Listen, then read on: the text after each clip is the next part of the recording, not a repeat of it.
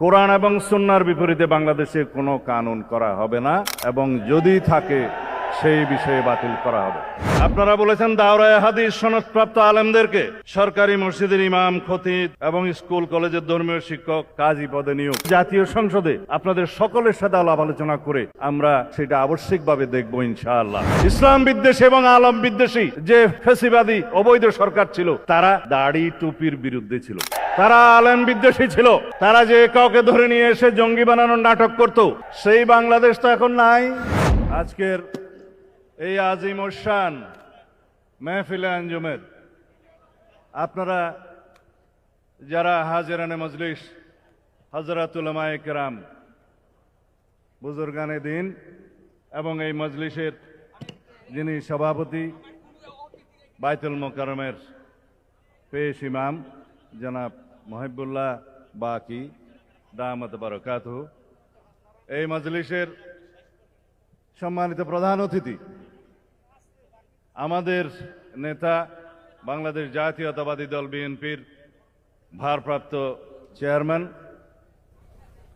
আপনাদের ভাষায় বলি আমাদের ইমাম, জাতীয় ইমাম জনাব তারেক রহমান দামাত বারাকাতুহু,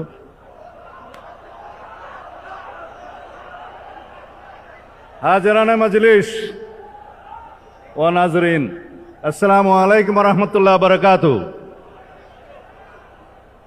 আমি খুবই সংক্ষিপ্ত বক্তব্য দেব। আপনাদের দাবি দেওয়ার বিষয়ে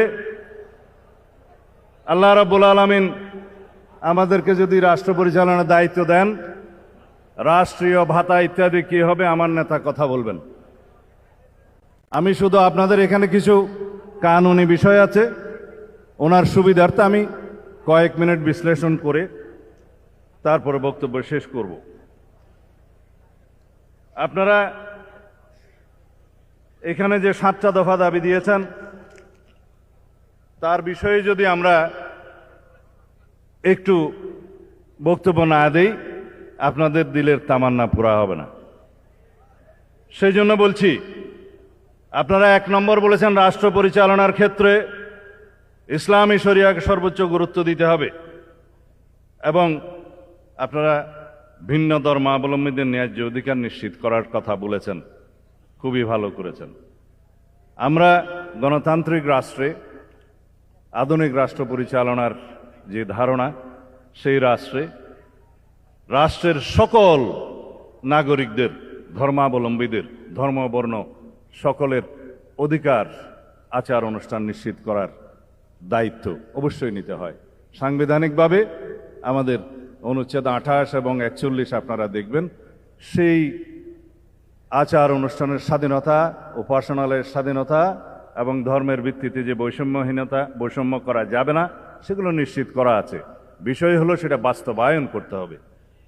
আমরা ইনশাআল্লাহ সবসময় আমরা বলে থাকি, আজকেও পুনরুচ্চারণ করি, কোরআন এবং সুন্নাহর বিপরীতে বাংলাদেশে কোনো কানুন করা হবে না এবং যদি থাকে সেই বিষয়ে বাতিল করা হবে ইনশাআল্লাহ।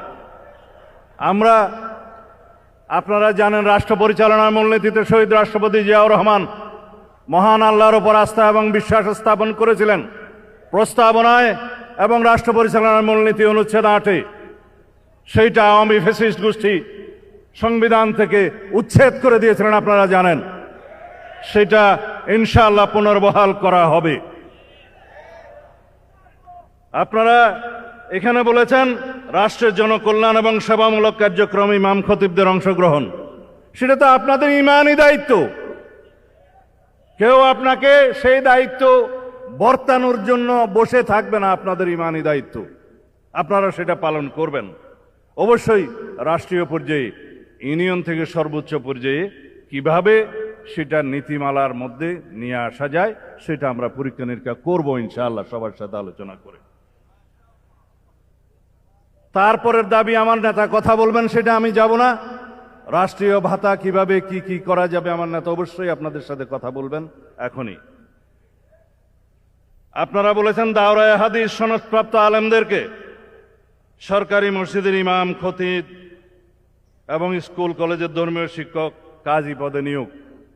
এগুলো যদি নীতিমালা এবং আইন কানুনে স্পষ্ট উল্লেখ না থাকে সেগুলো জাতীয় সংসদে আপনাদের সকলের সাথে আলাপ আলোচনা করে কিভাবে নীতি প্রণয়ন করা যায়, আইন প্রণয়ন করা যায়, সেই বিষয়টা আমরা সেটা আবশ্যিকভাবে দেখব ইনশাআল্লাহ। এখানে তো তালি দেওয়ার কোনো মাহল নয়, সেজন্য আপনারা অন্তত মারহাবা বলতে পারেন। বলেছেন ওয়াকফ সম্পত্তি অপব্যবহার রোধে, এগুলো বাংলাদেশে বিদ্যমান ওয়াকফ প্রশাসন এবং ওয়াকফের যে আইন কানুন আছে সেখানে প্রয়োজনীয় সংশোধনী আনয়নের জন্য অবশ্যই পরীক্ষা নিরীক্ষা করতে হবে। এখন এখানে যদি আমরা কোনো কিছু বিষয় বলি অথচ আইনে ইতিমধ্যেই আছে, সেই বিষয়টা অশুদ্ধ হয়ে যাবে। এখানে যেহেতু ওয়াকফ এস্টেট এবং ওয়াকফ সম্পত্তি এটা ধর্মীয় আইন, এটা কিভাবে সুচারুরূপে পরিচালনা করা যায়, বাস্তবায়ন করা যায়, সেখানে ধর্মীয় নেতাদের, ইমাম খতিবদের কিভাবে অংশগ্রহণ নিশ্চিত করা যায়, সেটা অবশ্যই দেখা হবে ইনশাআল্লাহ। তারপরে আপনারা যেটা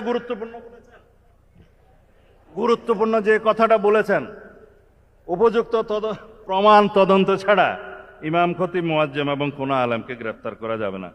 কিন্তু অন্য কাউকে কি গ্রেফতার করা যাবে? উপযুক্ত তথ্য প্রমাণ ছাড়া, প্রাথমিক তদন্ত ছাড়া রাষ্ট্রের কোন নাগরিককে গ্রেফতার করা যায় না। ইমাম খতিব তো বহুত দূর কি বাত। কিন্তু আপনারা দেখেছেন বিগত আওয়ামী ফ্যাসিস্ট, ইসলাম বিদ্বেষী এবং আলম বিদ্বেষী যে ফ্যাসিবাদী অবৈধ সরকার ছিল, তারা দাড়ি টুপির বিরুদ্ধে ছিল, তারা আলেম বিদ্বেষী ছিল, তারা যে কাউকে ধরে নিয়ে এসে জঙ্গি বানানোর নাটক করত। সেই বাংলাদেশ তো এখন নাই। বাংলাদেশের গণতান্ত্রিক নবযাত্রা শুরু হয়েছে। এখানে আমরা সবাই হামসফর, আমরা সবাই একসাথে থাকবো ইনশাআল্লাহ। এই দেশে আইন কানুনের ব্যত্যয় ঘটিয়ে কোনো বেআইনি কাজ কাউকে করতে দেয়া হবে না ইনশাআল্লাহ। তারপরে একটি দুইটি কথা, যেমন ধর্মীয় ও নৈতিক শিক্ষক নিয়োগের ক্ষেত্রে প্রাথমিক পর্যায়ে, সেটা আমরা ইতিমধ্যে আমার নেতার সাথে কথা বলে একটা অনুষ্ঠানে আপনাদের সামনে ঘোষণা দিয়েছিলাম। নৈতিকতা, ধর্মীয় এবং নৈতিক শিক্ষক নিয়োগের ব্যাপারে প্রাথমিক পর্যায়ে এটা অবশ্যই ইনশাআল্লাহ আমরা দেখব। আমরা সেই ঘোষণা আরেকটি মজলিসে আপনাদের সামনে দিয়েছিলাম। তারপরে যে বিষয়গুলো সামনে আছে, আমি বিতর্ক হোক সেরকম কোনো বিষয়ে যাব না। আমরা সবাই রাসূলুল্লাহ সাল্লাল্লাহু আলাইহি ওয়াসাল্লামের মদিনা ইসলামে বিশ্বাস করি এবং আমরা বাংলাদেশে যত ফিরকা ফিতনা আছে এগুলোর অবসান চাই। অবশ্যই আপনারা সম্মিলিতভাবে সেভাবে কাজ করবেন। কোন রকমের যাতে রাজনৈতিক বক্তব্য, আপনারা যে মসজিদের ইমাম, আমরা এটাকে দিন এবং দিনিয়াতের চর্চা কেন্দ্র হিসেবে প্রতিষ্ঠা করেছি।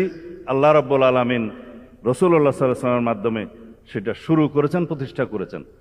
এখানে আমরা যেন দুনিয়ার কোনো কার্যক্রমকে প্রশ্রয় না দিই, আপনারা সবাই খেয়াল রাখবেন।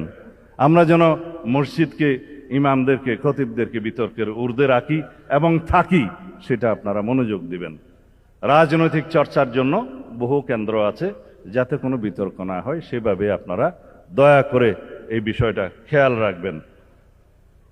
আমরা বাংলাদেশের রাষ্ট্রের কাছে অনেক কিছু চাই, আপনারা রাষ্ট্রের কাছে অনেক কিছু চান, কিন্তু রাষ্ট্র পরিচালনার মধ্যে সবচাইতে মূলনীতি হওয়া উচিত আমরা রাষ্ট্রকে কি দিতে পারি। দেশের নাগরিকগণ, বাংলাদেশের সকল জনগণ রাষ্ট্রকে যদি নৈতিক সমর্থন, আইনি সমর্থন এবং রাষ্ট্রকে সুচারুরূপে পরিচালনার জন্য আমরা যদি সহযোগিতা করি, সেটা হবে আমাদের সর্বোচ্চ দেয়া। শুধুমাত্র আমরা সবাই সকল শ্রেণী পেশার মানুষ দাবি আদায় করার জন্য রাস্তায় নেমে যাই, রাষ্ট্রের কাছে চাই, অথচ আমরা রাষ্ট্রকে কিছুই দিতে চাই না, সেটা হয় না। শহীদ রাষ্ট্রপতি জিয়াউর রহমানের শিক্ষা স্বনির্ভরতার মাধ্যমে তিনি খাল খনন কর্মসূচি এবং অন্যান্য কর্মসূচি গ্রহণ করেছিলেন, যাতে রাষ্ট্রের জনগণ স্বতঃস্ফূর্তভাবে বিনাশ্রমে রাষ্ট্রের জন্য কাজ করতে পারে, সেই অনুপ্রেরণায় অনুপ্রাণিত হয়। আমরা সবাই যদি রাষ্ট্রকে দেওয়ার জন্য প্রস্তুত থাকি, ইনশাআল্লাহ রাষ্ট্র আমাদেরকে ভরপুর দিবে। আওয়াজ নাই। আমরা রাষ্ট্রকে দিতে চাই না, আমরা সবাই রাষ্ট্রকে দিতে চাই না, রাষ্ট্র গণতান্ত্রিকভাবে চলুক সেজন্য সহযোগিতা করতে চাই না, সবাই চাই। এখন যদি কেউ আপনারা বলেন যে এই রাষ্ট্রটা ফ্যাসিবাদ মুক্ত হয়েছে, স্বৈরাচার মুক্ত হয়েছে, যাতে সারা জীবনের জন্য এই ফ্যাসিবাদী আওয়ামী গোষ্ঠী বাংলাদেশে আর কোনোদিন পদার্পণ না করতে পারে এবং বাংলাদেশে যাতে ফ্যাসিবাদী রাজনীতির কোনোদিন উৎপত্তি এবং উৎপাদ না হয়, সেজন্য আমরা সবাই সহযোগিতায় থাকবো, এটা আপনারা দিতে চান না? ইনশাআল্লাহ। নসরুম মিনাল্লাহ ওয়া ফাতহুন করিব। আবাশশিরিল মুমিনিন।